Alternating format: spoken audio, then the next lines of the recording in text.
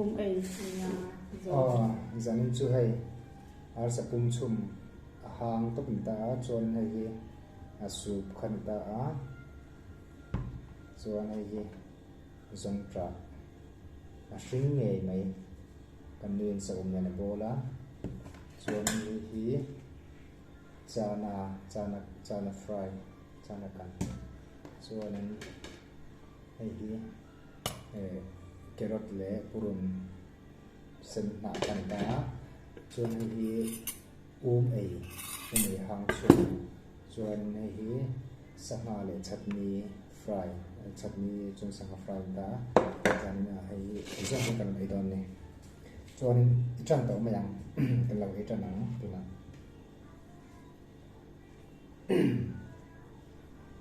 hi ta bang on ya zan chu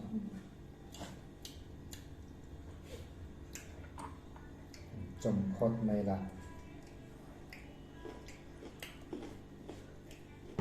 hi ta bang o chum mà sao khác những cái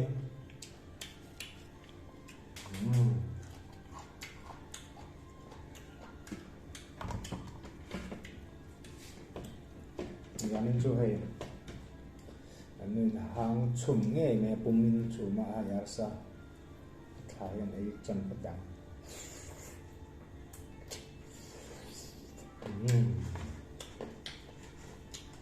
sao này được không được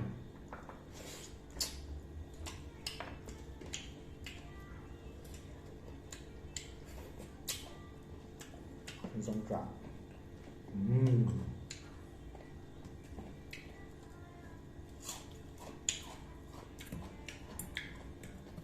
không bị cái ăn gì vậy nha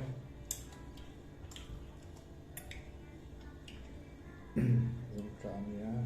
hàng sum bò trong ho good các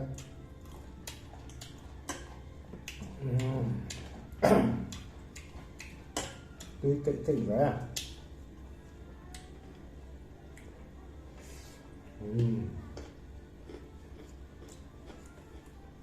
ăn bột nó ngon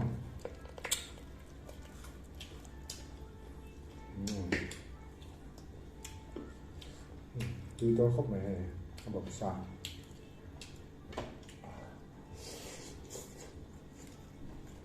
tin được không lao vào nó đó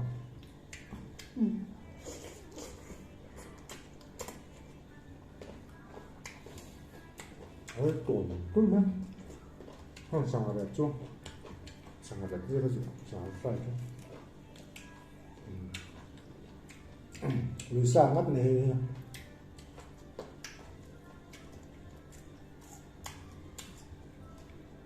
cái đấy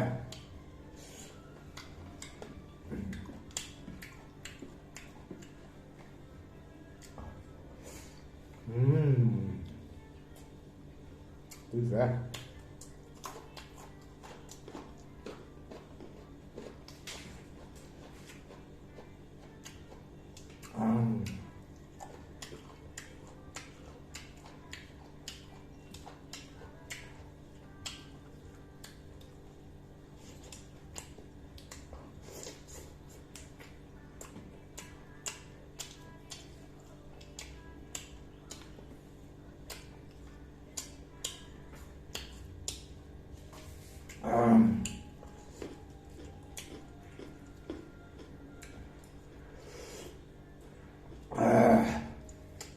túi ra này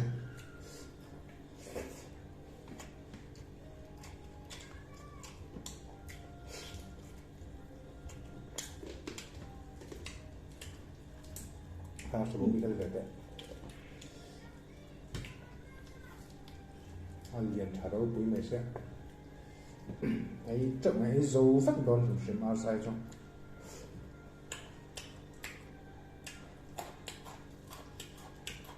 người làm đó cứ này phải không vấn đề cái đồ đây đây được chung chung tóc này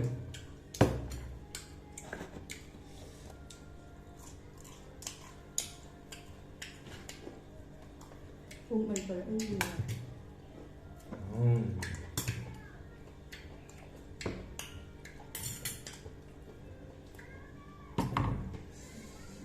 Ấy trận toàn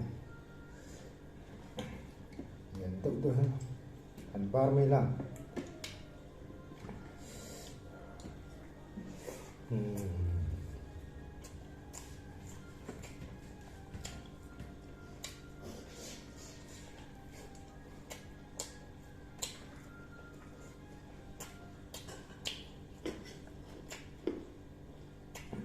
nó chút chụp này rơi lại tất bốc à anh chơi được cái đó này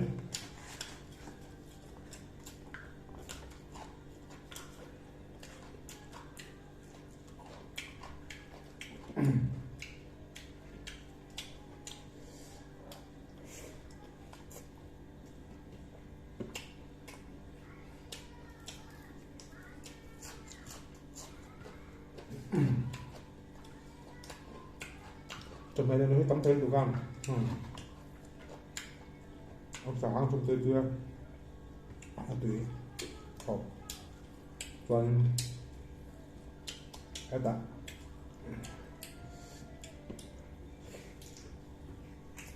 ở hang chung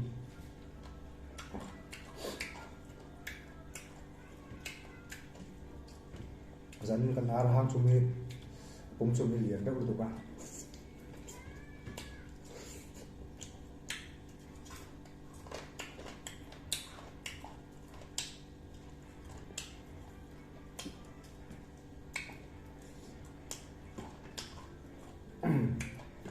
chúng ta cho hay dấu trẹp đó các khóc này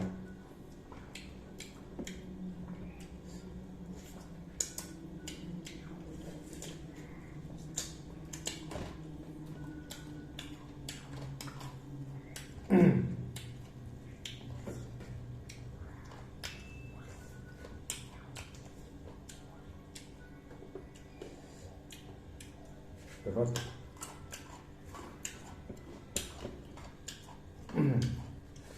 Tuy cái cốc máy à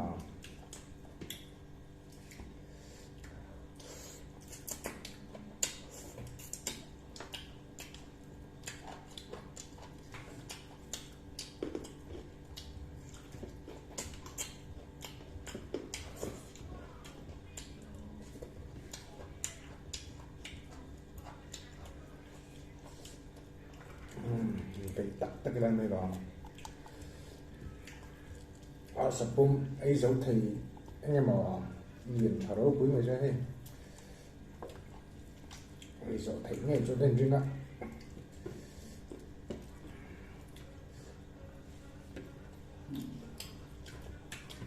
ấy tắt cái lên đó chạy vô cái là bị lai những chả vô ạ ấy chất đó ngon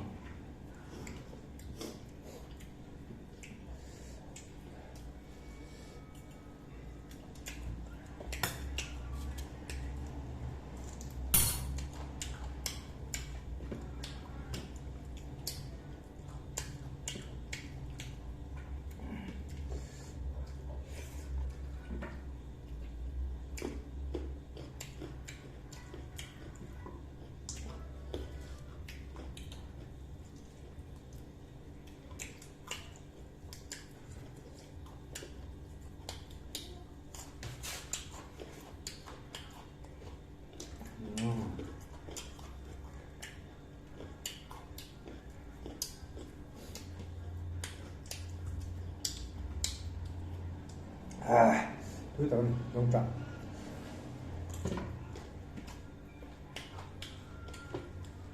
tuyển anh trồng hoa tươi không có hề hàng chung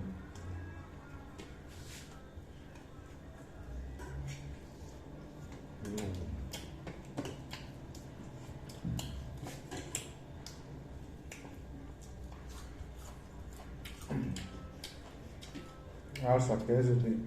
về ấy dùng con tự nhiên hết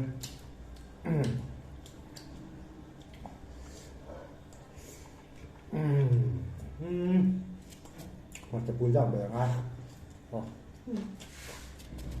rồi lóc tạ dâu trọng này lóc tạ có làm được đấy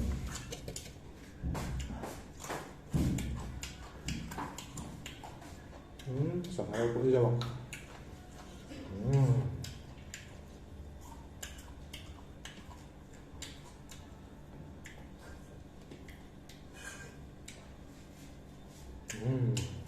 tươi cái thoải mái không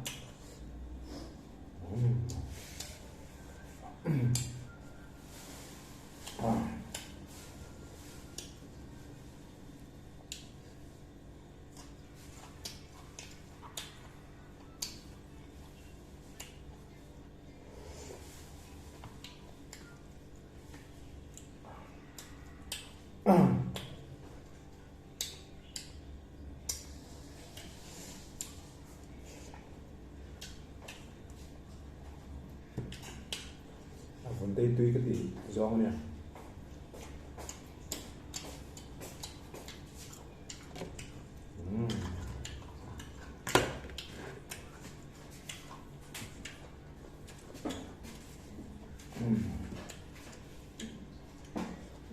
tắt tắt rồi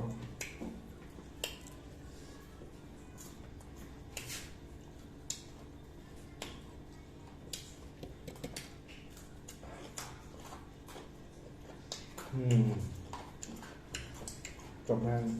ở gái chọn riêng hay nha không như nó thuộc sở định mà cần sản phẩm thâu khăn nè nói là thiên kem do cái này cho đây là chất thầu tốt này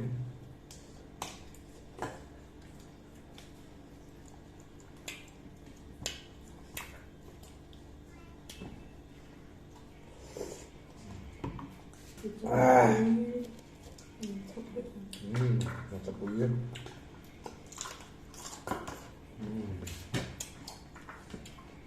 cái cá này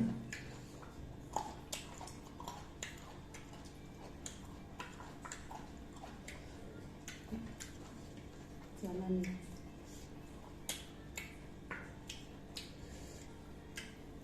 sai năm một thợ xem tầm đấu của xã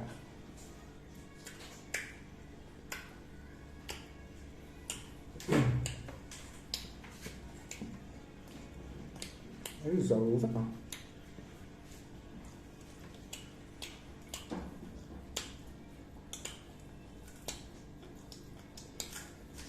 nó phải từ lâu này cái dầu rất cái dầu rất là ngon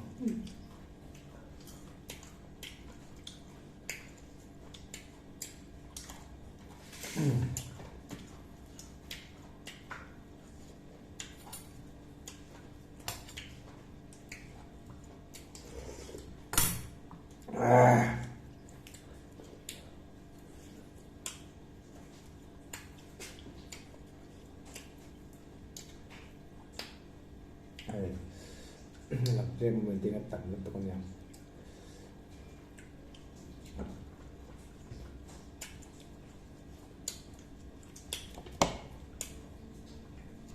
Mungkin itu juga.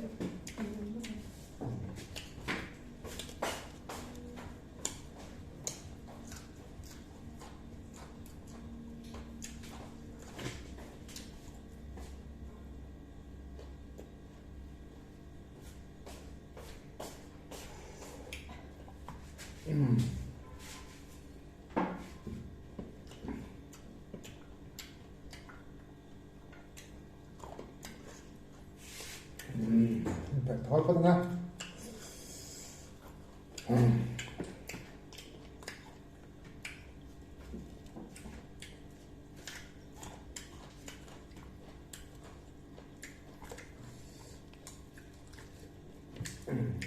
tôi nào được khai quân tập cái mấy dấu đó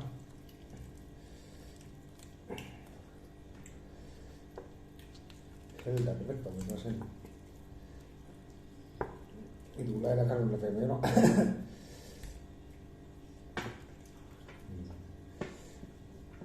cũng khật tới mấy rồi à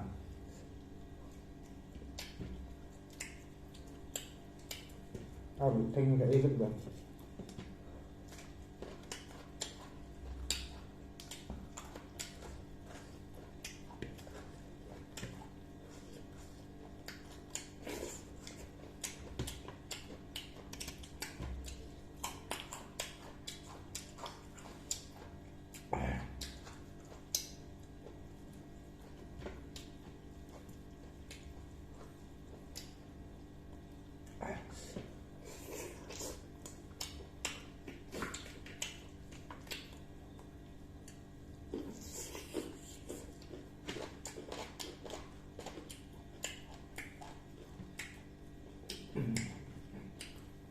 bụng hay là khơi trời mới vào.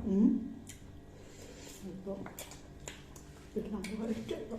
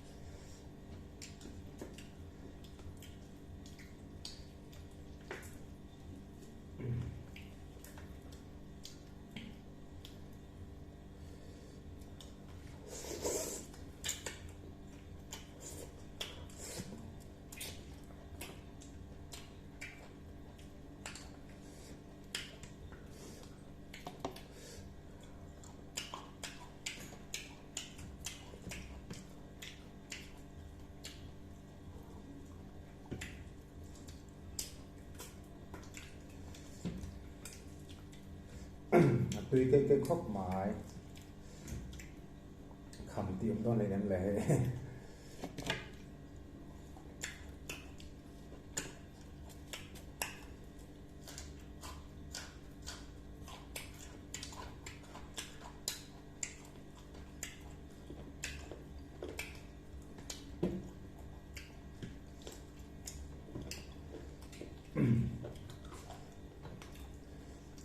ngon ngon.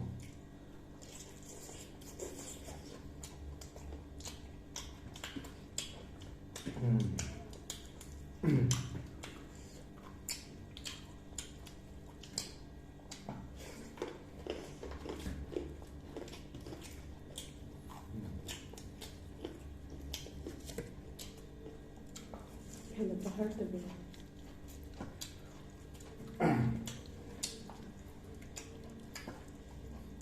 Itu pemotongannya terletak di sebelah kanan.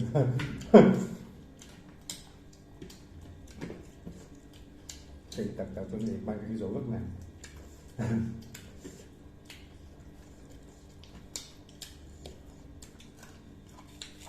Thì rất thấu như thế.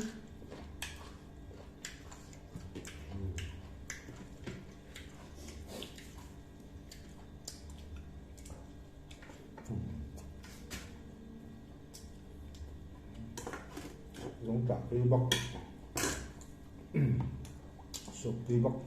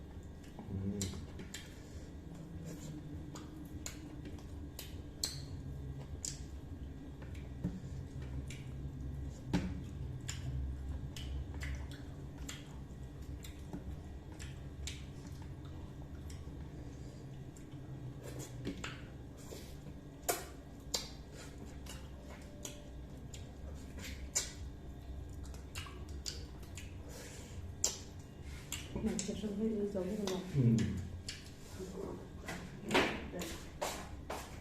là tụi em à.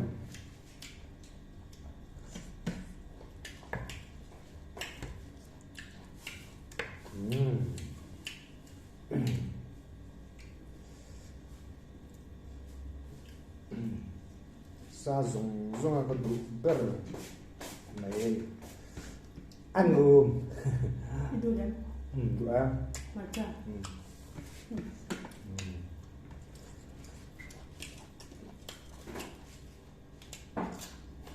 đủ ăn cái này tầm mà nó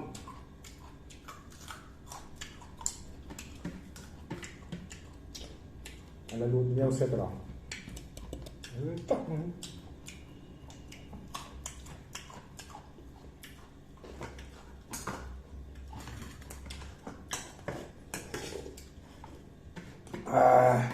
tôi cái tắt này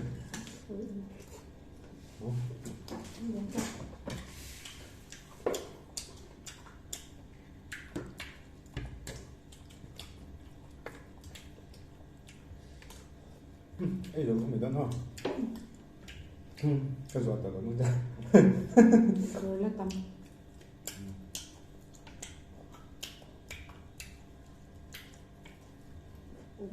pum khát tên ấy mấy dòng tròn còn với khát ấy nó còn thể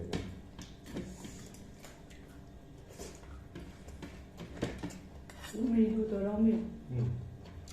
Đồ lắm.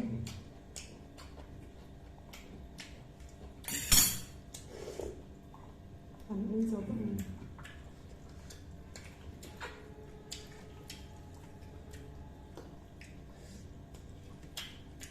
asa cái gì thì ngàn mong cho là cho mà cho tăng là cái gì ra nó đủ ngó cái gì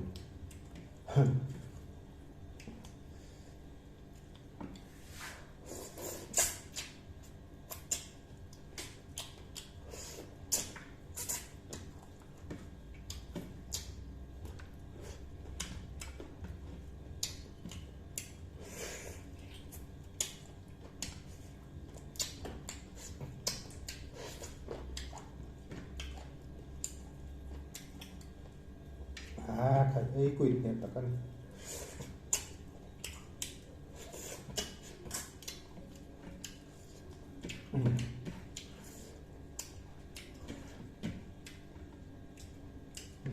rồi chạm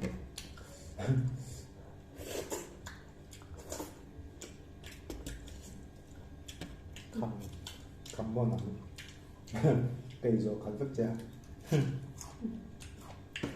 Ấy thì là nhập rõ ha. Ăn không? răng phải quá anh cũng chắc này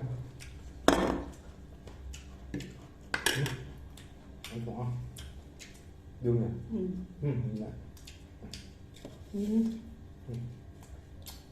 anh đi mấy rồi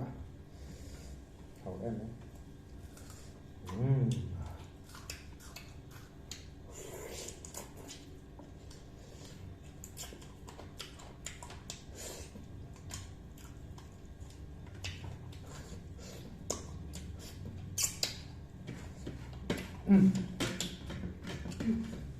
Phải đi hậu điểm trước. thì không được rồi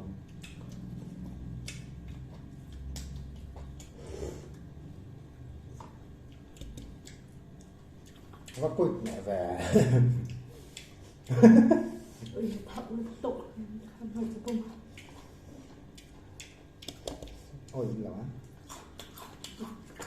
giờ nên cho quỵt mẹ ghé để nhắn mà bằng không là nó súp lại túi sợ bằng này Tùy vậy phải sao bằng.